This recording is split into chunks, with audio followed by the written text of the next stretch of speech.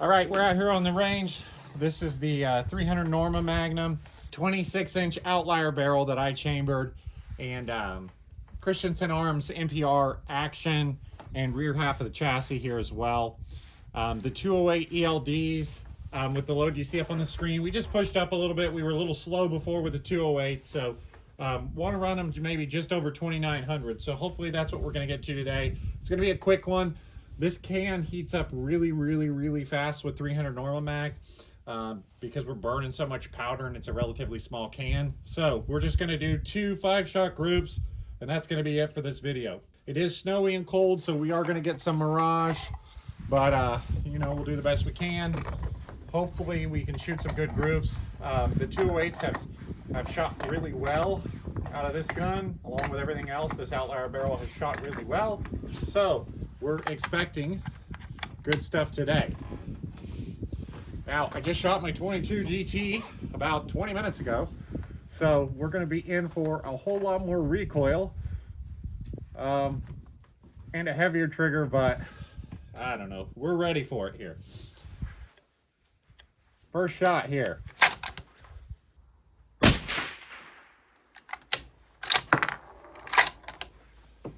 Okay, that was 28.62. A little low and to the left.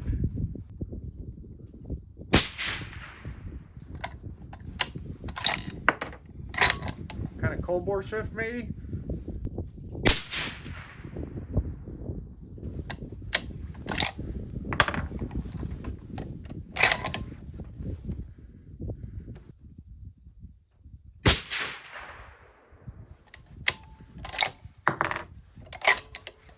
Well, it looks like, doesn't it?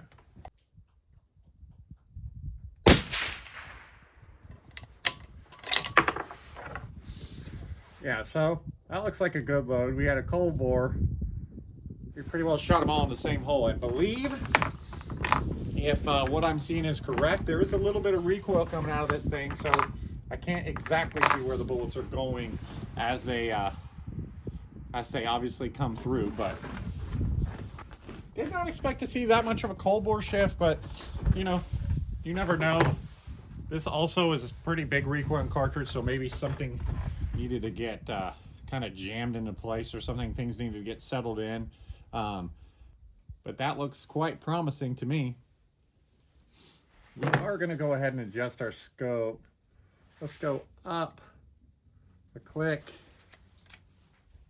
Let's see what our velocity was there. We had 28.31 average with a 14 SD, so not terrible numbers, and that's really our cold bore. Our cold bore was 28.61, and then we had 28.28, 28.26, 28.34, and 28.40.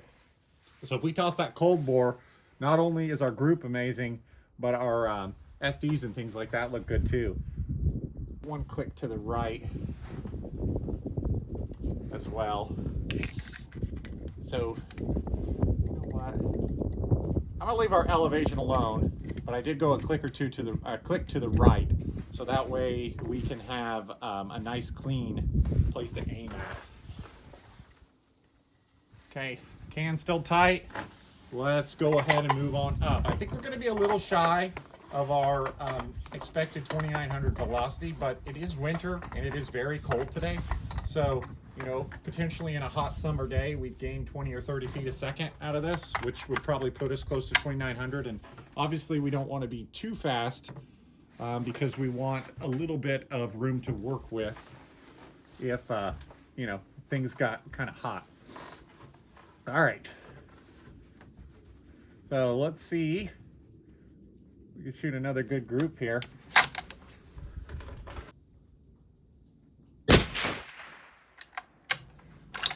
Yeah, because that was 28.90. Which again is about where we want to be.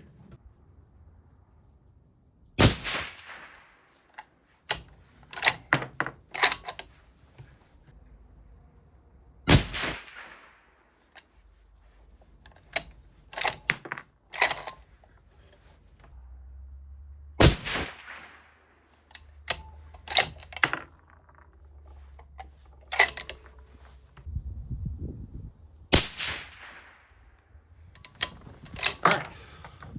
So pretty thrilled with that. Interestingly, we saw that same thing happen.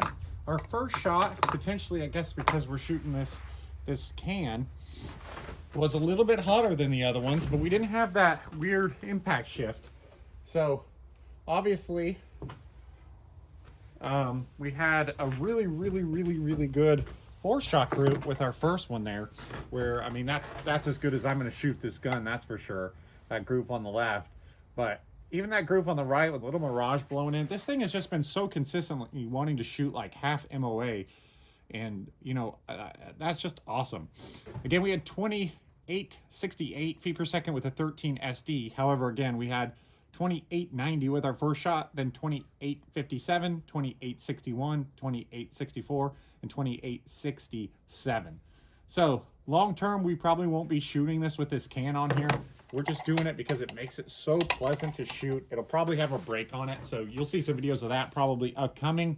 And we'll have to do some bigger sample sizes and see how SDs and things like that are going to go. But you know, these look really consistent, all except for the very first round. Things are looking very consistent, even with these standard primers. So as we pushed up with charge, things look even better. And again, you know, I don't know what happened with that first one, where we kind of went low and left, but then they just absolutely stacked in there. And then obviously our second group pushed up a little bit with velocity, which is probably where we're going to want to be anyway. Stacked them right in there, even with this mirage and crappy conditions. So I am thrilled. Love these outlier barrels. Got 2 of them now. They won't be the last one. They just need to start making them in some other cartridge or some other calibers like 22 and 25. But man, I love the 2 I've got. Thanks for watching. Thanks for subscribing, and we'll see you next time.